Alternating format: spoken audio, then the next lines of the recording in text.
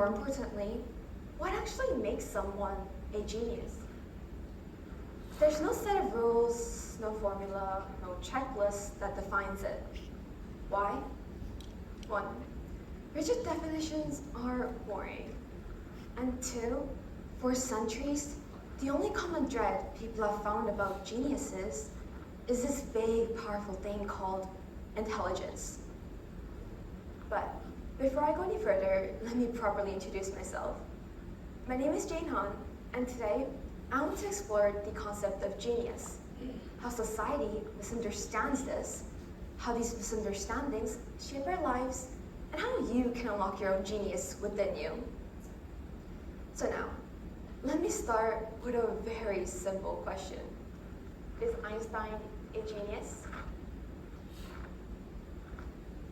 When I asked our CDS community who they thought of when they heard the word genius, 1 in 4 respondents mentioned Einstein, most pointed to his world-famous equation, E equals mc squared, and his groundbreaking contributions to physics. But let me ask you this. Have you ever heard of Henry Poincaré?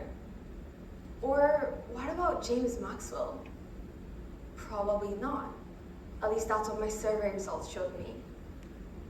Henry Poincaré, who, by the way, stated the concept of mass energy equivalence in 1900, articulated the very idea behind the equation before Einstein did.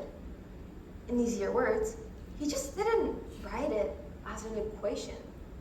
He just wrote the same thing, but in words.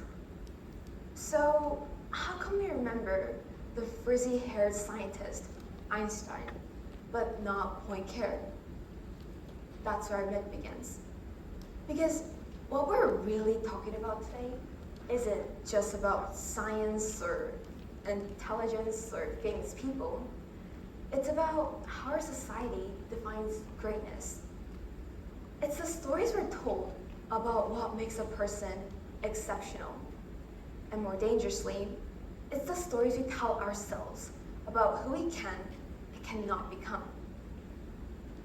Let's first begin by exposing the illusion that we've all been taught to believe, the myth of the lone genius. This is the idea that innovation comes from a single, extraordinary mind, someone sitting alone in a room, scribbling on a chalkboard, uncovering the secrets of the universe, all by themselves. The lone genius theory says genius is a solo act.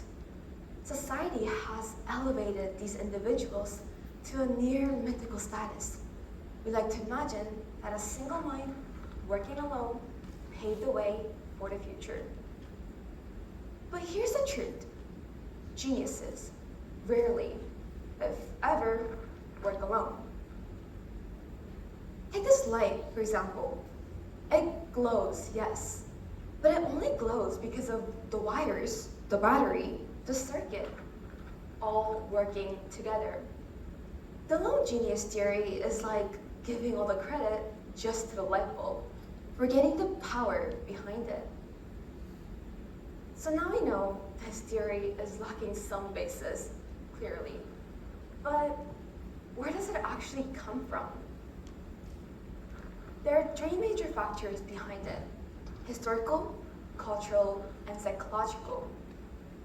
Historically, in the Enlightenment era, in the 17th and 18th centuries, celebrated individual thinking. Philosophers like René Descartes and scientists like Isaac Newton were seen as intellectual heroes, solitary men who changed the world with pure reason. The narrative of the solo thinker became deeply romanticized, and people began to think that genius came from individuals, not communities. Culturally, we love underdog stories.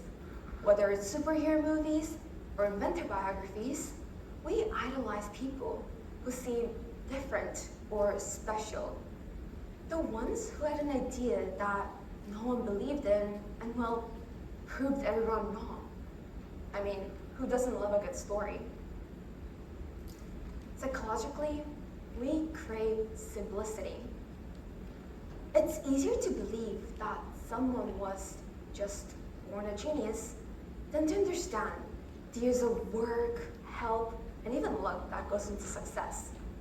But this love for simplicity blinds us from the full truth. So now you may ask, why does all of this even matter? Why can't we just keep believing in the lone genius myth, the solo inventor, Einstein? Well, because when we believe in the lone genius myth, we begin to think that genius is something that you're either born with or you're not. That if you're not doing calculus at age 7 or inventing robots at age 10, then genius isn't in your future. This creates toxic pressure, downplays collaboration, and worst of all, it limits who we believe can succeed. It highlights individualism, that working alone is better than working together collectively. But this just doesn't defy the idea of teams, but it also slows progress as people are not willing to share information between each other that may even be connected towards a shared goal. But we can break free from this idea. Let's explore what it actually takes to become a genius and how you can do it too, starting today. The word genius comes from the Latin word ingenium, which means innate talent or natural ability. But modern science tells us a very different story from this definition. Psychologist Carol Dweck introduced the concept of the growth mindset, the belief that intelligence and ability aren't fixed traits, but rather things that can develop with time, effort, and strategy. So the first step to becoming a genius, adopt the growth mindset. Understand this, with every book you read, every challenge you overcome, every mistake you learn from, your brain forms new connections, literally. This is called neuroplasticity, your brain's ability to form connections during new ideas. And frankly, it's one of the most powerful truths in cognitive science. Geniuses don't get everything right the first time. In fact, they fail more than most. But they keep going, and that's what sets them apart. Thomas Edison once said, "I have not failed. I've just found 10,000 ways that won't work." Genius isn't about perfection. It's about persistence. Step 2, think like a genius. Real geniuses, they ask better questions. They observe the world with curiosity. And they combine ideas across different fields together.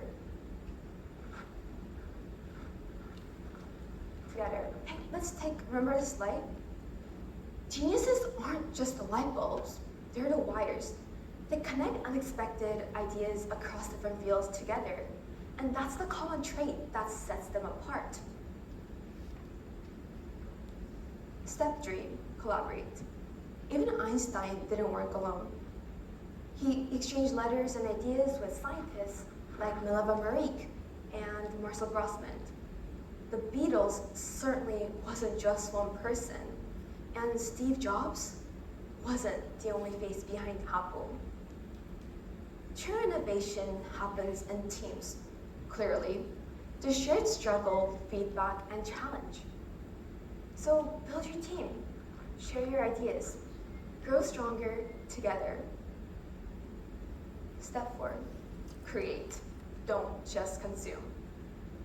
You can watch biographies of geniuses all day long, but until you make something, write something, build something, you're just a spectator. Real geniuses live in action. So start writing that book you've been procrastinating about. Build that robot, paint that mural, code that sequence. Don't wait to be ready. Geniuses grow from doing. And finally, step 5, be resilient. The final ingredient is something simple, but rare, grit. A study done by psychologist Angela Duckworth found that grit, passion, and perseverance over time is more predictive of success than talent or IQ. You see, there's something called a 10-year rule. It says that almost every world-class expert has practiced their skill for about 10 years before becoming great at it. Not 10 weeks, not 10 months, 10 whole years. I mean, this was true for Mozart, and even Einstein spent over a decade thinking about relativity. So the secret isn't about being instantly smart. It's about staying passionate. Now that we've explored all these ideas and how to become a genius one yourself, let me go back to the original question that started it all. Is Einstein a genius? The answer is yes, just not in the way we may perceive it. He wasn't the magical thinker. He was like the wire to that light. He was curious. He collaborated. He persisted. Geniuses all have this ability to connect these ideas, and that's the common trait that groups them together. And guess what? You can do this too. We live in a society that's slowly, but surely, waking up from the lone genius myth. For generations, we were told that innovation comes from a single mind. One person, one spot, one moment of brilliance. But in truth, genius is rarely neat. It's rarely solitary. It's diverse. It's collaborative. And it's messy. And that messiness, that's what makes it so powerful. We're starting to see this shift everywhere. In schools, in teams, in work. I mean, how many of you have been told to work on group projects because it improves your own skills? Well, I have, and I'm sure many of you in this room have experienced that too. We're moving away from this traditional belief of lone geniuses and going towards a more innovative approach. But of course, this transition isn't easy. It's like our society is standing at an intersection between tradition and innovation. Tradition and innovation. On one side, you have the traditional belief, the one that says to believe in the lone genius, the ones that put the weight of the world on their shoulders. On the other side, you have a newer understanding, the one that asks, wait, what if genius comes from us, not me and not you? And that's where the real conflict lies. As long as we keep telling ourselves the stories of individual brilliance, we forget the hundreds that go behind the stage to make a performance happen. I mean, maybe this STL presentation is an example of that. You see me up here talking to all of you guys, and you forget the hundreds of sources, teachers, mentors, and students that have helped me through the progress. So this problem isn't just about giving credit where it's due. It's also more about sustainability and our future itself. Because if we want a future that thrives, not just in science or technology or art, but in humanity itself, then we need to redefine what it means to be a genius and redefine what we celebrate. We need to move away from the traditional belief and approach the newer understanding. So let's be honest about what genius looks like in the real world. Not a lone star burning out in silence, but a constellation that is one together. We don't need another Einstein in our world. We need a generation of thinkers, students, artists, leaders, who know that genius isn't just about being perfect and about being born special. It's about believing you can grow. And when we stop waiting for one person to change the world, and instead build a world where everyone has the tools to become their own genius, we won't just end up with another Einstein. We'll find the genius in each other. Thank you.